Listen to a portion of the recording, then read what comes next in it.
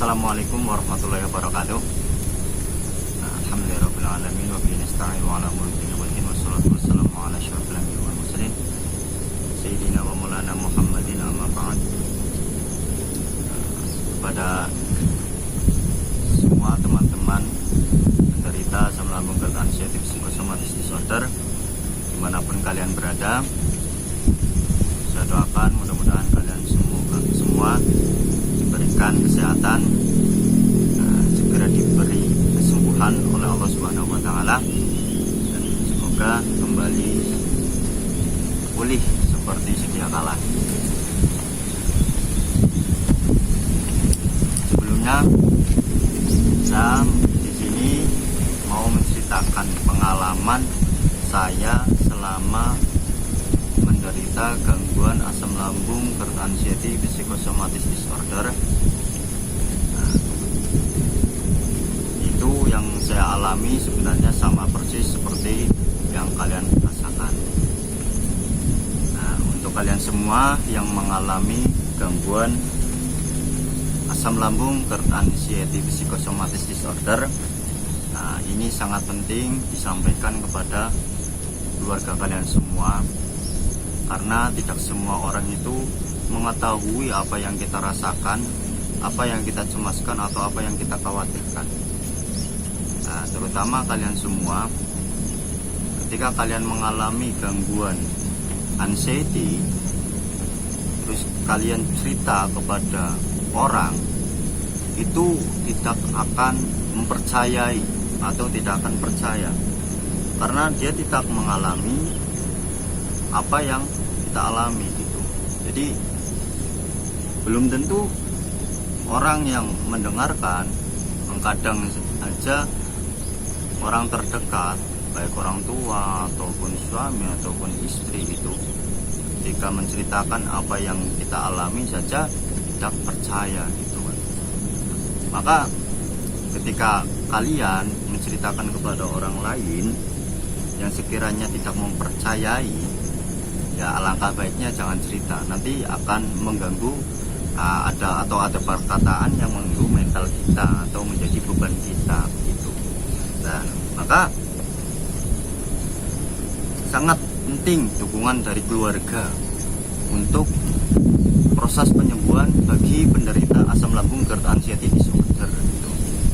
Ini sangat penting karena hati, pikiran, atau apa yang dirasakan oleh penderita asam lambung gerd anxiety psychosomatic disorder itu sensitif, gampang marah, mudah marah, atau gampang menjadi beban gitu. Pokoknya gampang kepikiran gitu. Maka sangatlah penting dukungan dari keluarga untuk penderita asam lambung gerd anxiety psychosomatic disorder.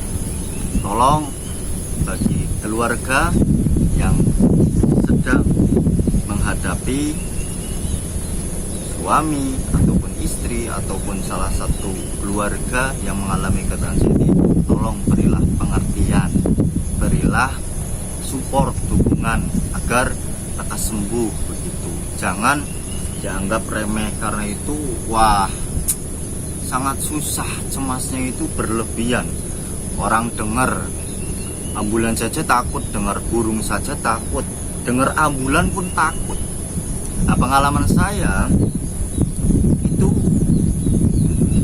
sewaktu-waktu itu dengar di masjid itu ada Assalamualaikum warahmatullahi wabarakatuh. Hati saya itu kaget, hati dada itu berdebar-debar gitu. Pikirannya siapa ya gitu. Ternyata setelah Assalamualaikum kemudian Alhamdulillah ternyata pengajian gitu. Itu karena apa? Penderita asam lambung gerd anxiety psychosomatic disorder itu cemasnya itu lebih, bisa dikatakan cemas attack. Maka bagi penderita asam lambung gerd anxiety ini harus disampaikan kepada keluarga, baik suami ataupun istri.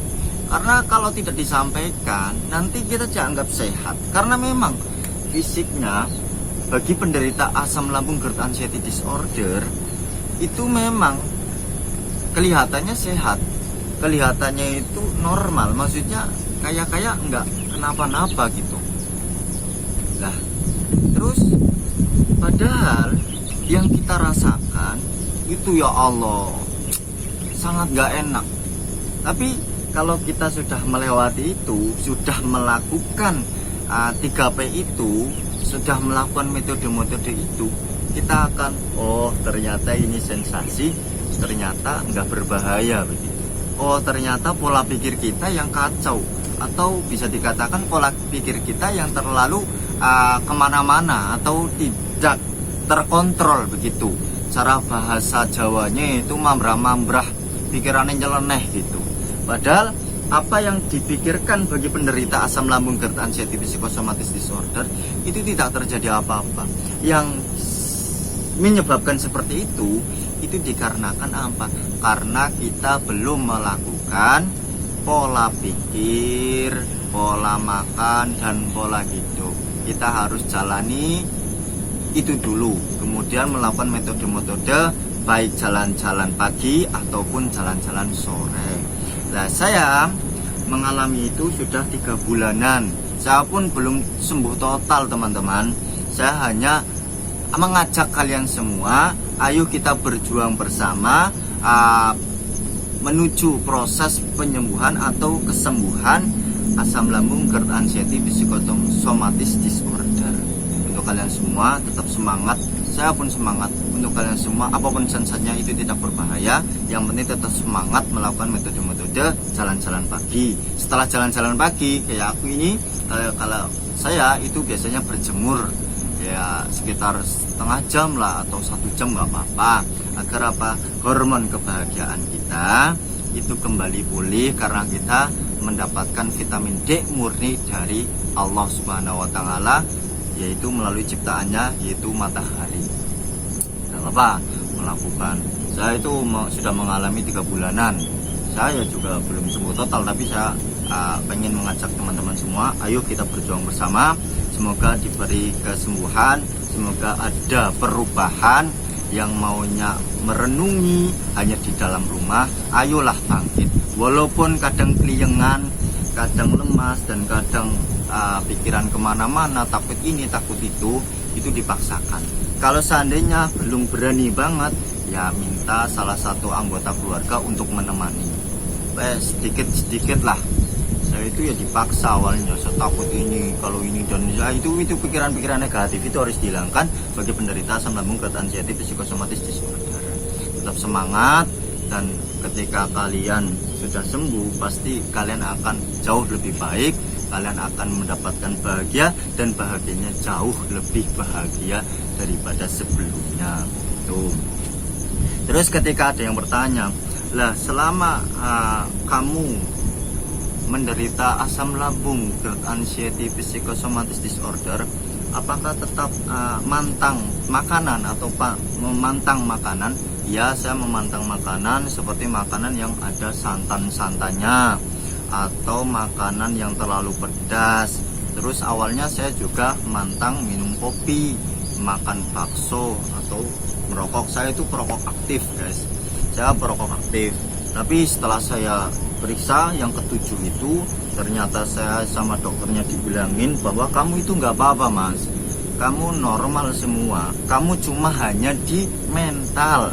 Kamu harus masuk ke psikosomatis, atau kamu itu ke gangguan psikosomatis atau mental begitu. Saya itu masuk ke kejiwaan gitu kan. Apa saya itu gila gitu kan, saya pola pikirannya. Nah, ternyata mental saya, pola pikir saya yang salah. Nah, setelah itu saya kembali ngopi, tapi ya nggak sering, guys. Paling 2 hari sekali. Kalau rokok sih saya sudah kembali lagi ngerokok. Saya merokok kembali, guys. Ya, selama saya menderita asam lambung GERD anxiety psychosomatic disorder, saya tetap merokok.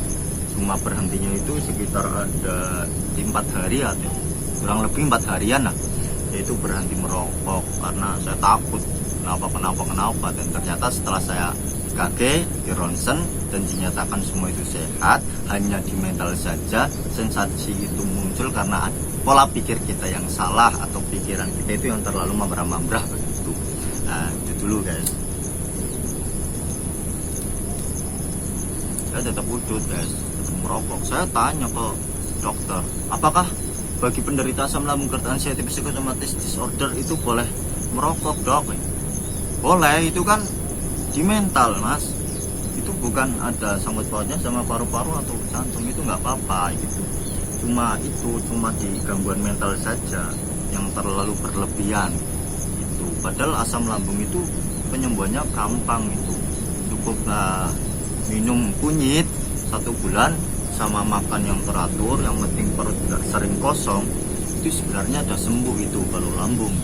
Nah, itu untuk kalian semua yang sedang mengalami gangguan asam lambung GERD anxiety psychosomatic disorder, mudah-mudahan kalian semoga diberi kesembuhan, diberi kesehatan dan semangat, dan tetap terapkan dalam pola pikir kita sama hati kita bahwa penyakit gangguan ini yakin pasti akan sembuh.